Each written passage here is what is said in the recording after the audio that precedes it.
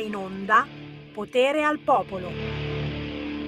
Potere al popolo, Semivarin vi dà il rinnovato buon mattin. Sono le 11:04. Prima un'occhiata alle ultime notizie dai siti internet. Vediamo la Repubblica apre con la legge 104, da gennaio nuove regole per lavoratori e famiglie, e arriva anche la 106. Subito sotto Medvedev, Trump è sul sentiero di guerra con Mosca, anche l'Unione Europea approva nuove sanzioni. Questa è l'apertura del sito di Repubblica. Guardiamo cosa racconta invece il Corriere della Sera nella sua versione online. Manovra, ecco cosa cambia. Ci saranno più tasse su affitti brevi, diesel e sigarette, meno su straordinari e festivi, tra parentesi, ma non per tutti.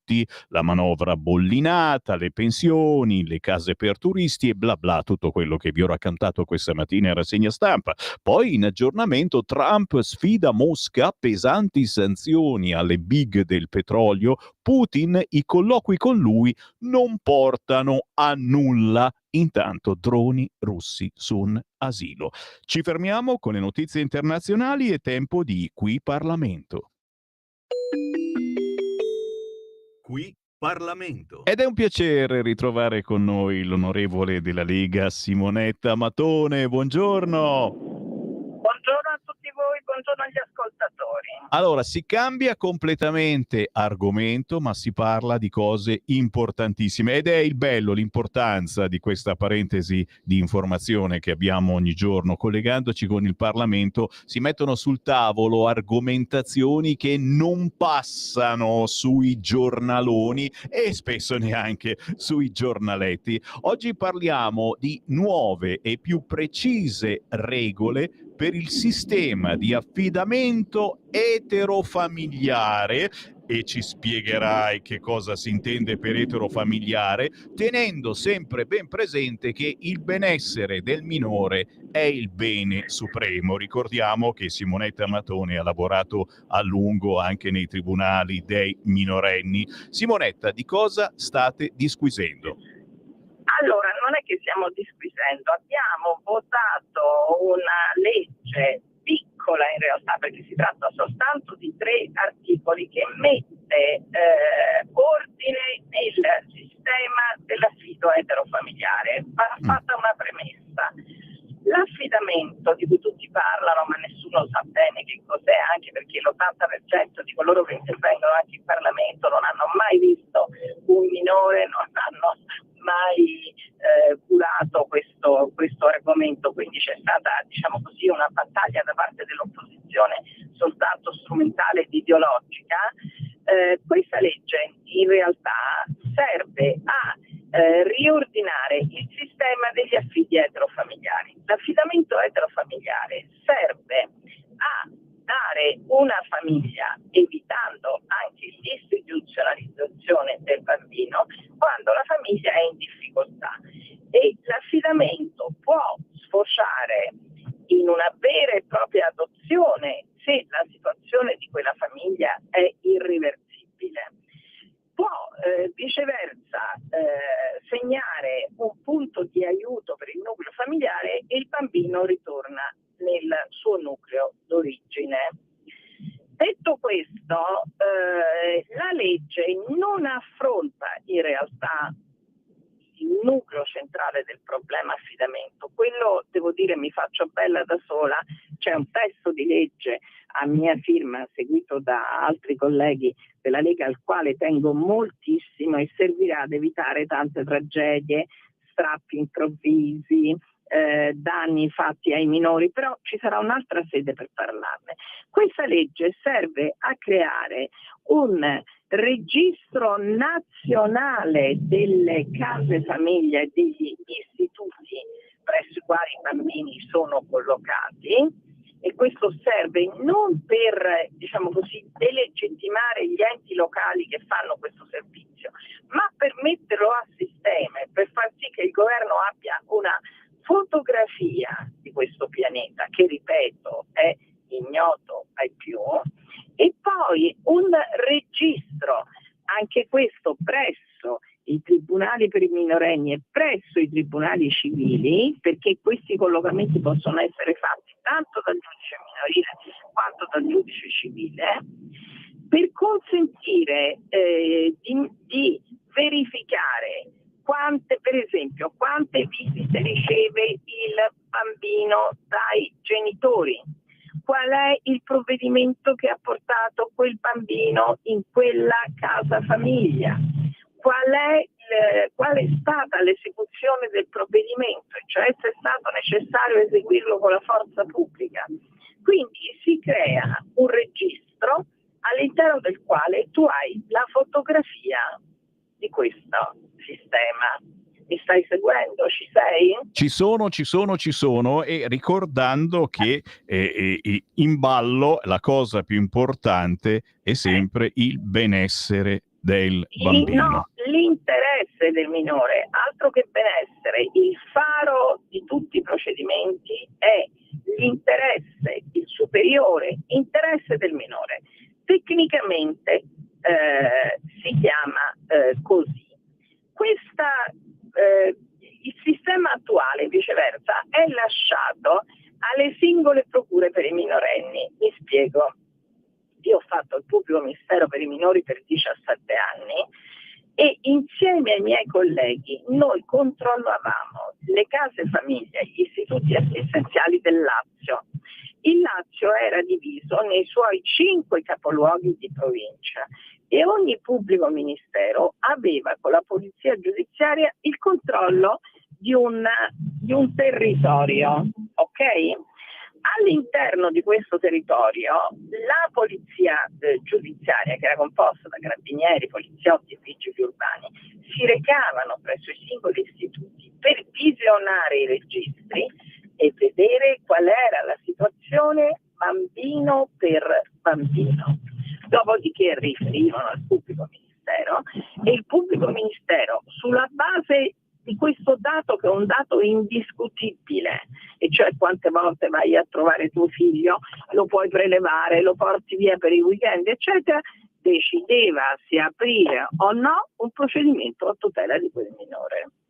Ora, il quesito che io ho posto all'opposizione, che ha fatto perdonatemi la ripetizione, un'opposizione feroce, è: quale di queste norme da voi combattute viola l'interesse del minore? Nessuna, tant'è che poi alla fine, tra virgolette, si sono vergognati e si sono astenuti, non hanno potuto votare contro. Ripeto, non è la soluzione del problema, ma aiuta il governo e le istituzioni a fotografare il pianeta affidamento. Chiaro, e l'opposizione fa il suo mestiere, ma fino a un certo punto poi deve anche riconoscere. E adesso cosa succederà? Quali criticità andranno ulteriormente superate? Allora, andrà per esempio superata la criticità di quello che è accaduto con lo sciagurato Tribunale per i minorenni di Milano, che ha portato via quel bambino di cui abbiamo parlato tante volte, per il quale ho fatto 3 puntate di Quarta Repubblica, che è stato portato via dopo 4 anni e 6 mesi di affidamento ad una coppia, dopo un incontro con un giudice onorario che è una sessuologa della durata di 50 minuti e dopo 2 ore al parco con la nuova coppia. Questo bambino non ha mai più visto quelli che per lui erano i suoi genitori. Già. Il Tribunale per i minorenni ha deciso inspiegabilmente di toglierlo per darlo ad un'altra famiglia che aveva l'età giusta per poterlo adottare. Il testo di legge che io sto cercando di presentare alla Camera, e secondo me sarà firmato da tutti perché è una norma di assoluta ragionevolezza, eviterà scempi di questo genere, vale a dire i passaggi, se devono avvenire tra una famiglia all'altra, devono avvenire in maniera soft, in maniera graduale. Ti dico soltanto che nel caso di Luca, del bambino del Tribunale per i minorenni di Milano, abbiamo avuto un appello firmato da 93 pediatri italiani e il Tribunale per i minorenni di Milano se ne è fregato. Io e l'avvocato Culimberti abbiamo presentato appello, il bambino è stato portato via il 5 marzo di quest'anno, ancora la Corte d'Appello di Milano non ha deciso che cosa fare. Sono vicende scandalose che non farebbero dormire la notte se fossero delle persone per bene coloro che hanno eseguito questo provvedimento, ma evidentemente non lo sono. Signori, seguiamo Simonetta Matone sui social e, come ascoltate, per fortuna spesso e volentieri si riesce a entrare anche in televisione. Grazie Simonetta per questa chiacchierata, buon lavoro. Grazie a tutti e scusate lo sfogo, ma sono veramente, oserei dire, furiosa, per non dire avvelenata. Ci piace per questo, ci piace per questo. Ciao Simonetta, alla prossima. Arrivederci, ciao a tutti, ciao ciao ciao ciao. Qui Parlamento.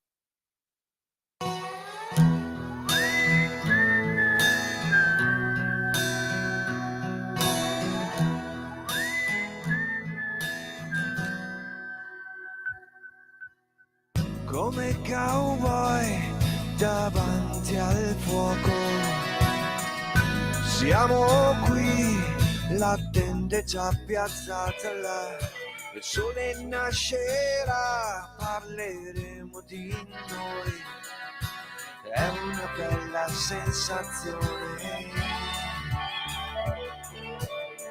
Con la chitarra è pronta una canzone, siamo noi, quei due ragazzi che vedi in quella fotografia.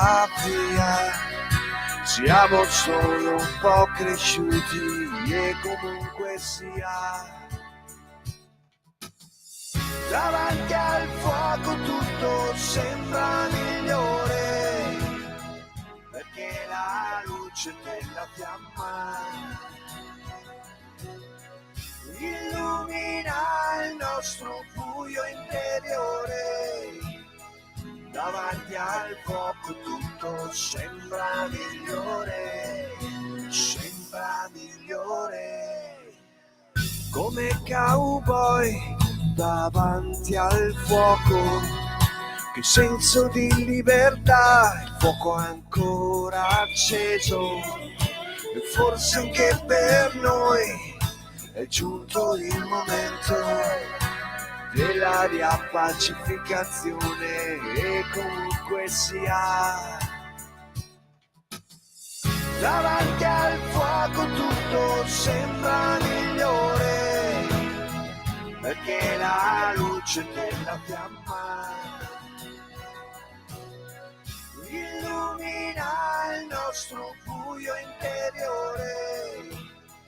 Davanti al fuoco tutto sembra migliore, sembra migliore.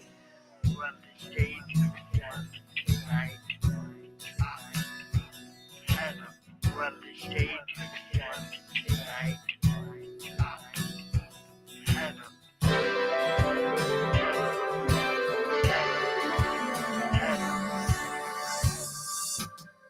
Davanti al fuoco tutto sembra migliore, perché la luce della fiamma illumina il nostro buio interiore. Davanti al fuoco tutto sembra migliore, sembra migliore. Ho insistito e ce l'ho fatta ad averlo, signori. La stiamo passando in queste settimane, anzi abbiamo cominciato ancora prima che uscisse, perché me lo ha fatto avere segretamente il pezzo. Davanti al fuoco, gran bella canzone che oggi si trova su tutti gli store digitali o semplicemente su YouTube. Davanti al fuoco di Villa Lenotti. E l'abbiamo qua, Alessandro Villa, ciao! Ciao Sammy, buongiorno a te e a tutti gli ascoltatori di Radio Libertà. Grazie per aver scritto questo pezzo splendido, interpretato, ricordiamolo, da chi? Chi è che canta?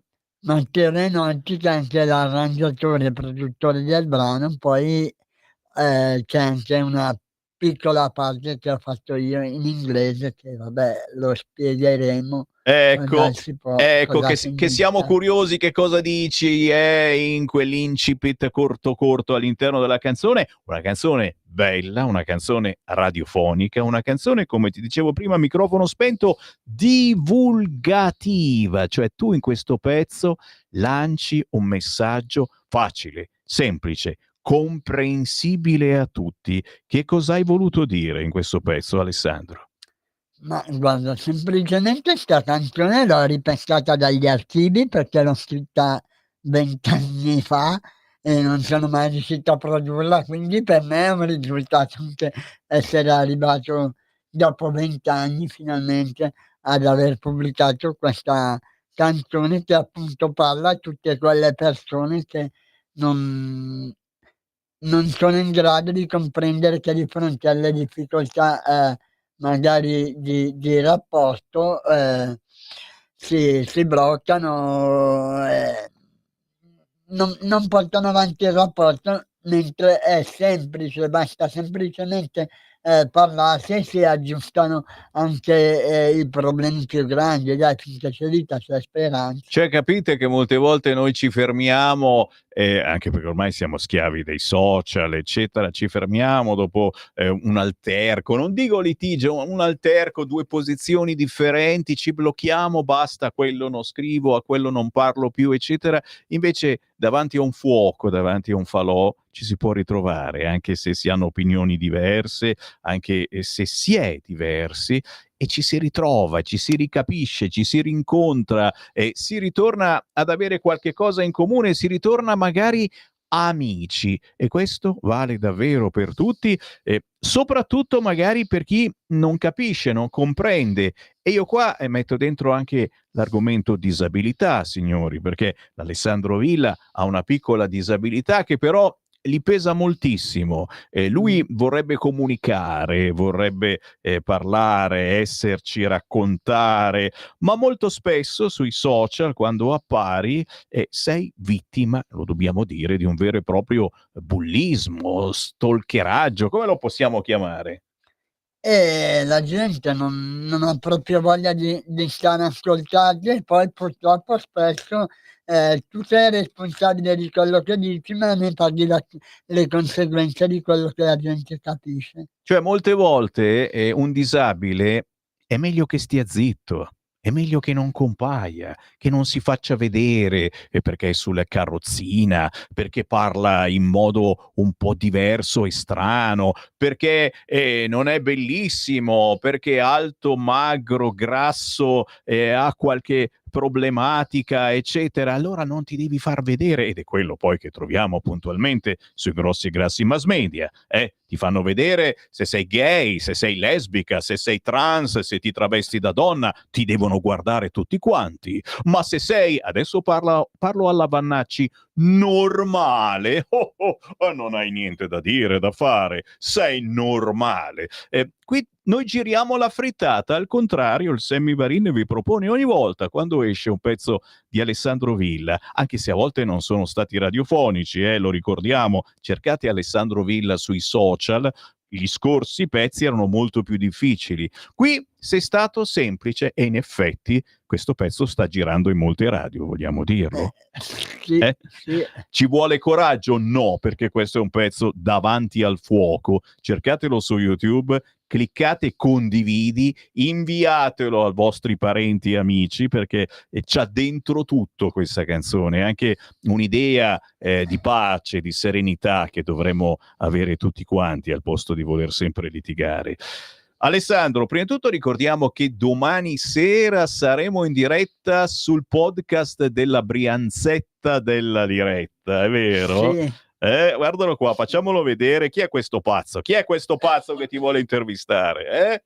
No, Stefano lo voglio Ciao ringraziare tanto. Stefano, ha intervistato anche me, un grandissimo. Oh, si parla di Lega, ma mica solo di Lega, è sulla Brianzetta della Liretta, una bella persona, divulgatore anche lui, importantissimo. E adesso cosa bolle in pentola? e bisogna un po' vedere, perché insomma se riusciamo a febbraio a far uscire la canzone che ho iniziato 3 anni fa a lavorare, sarebbe una gran cosa.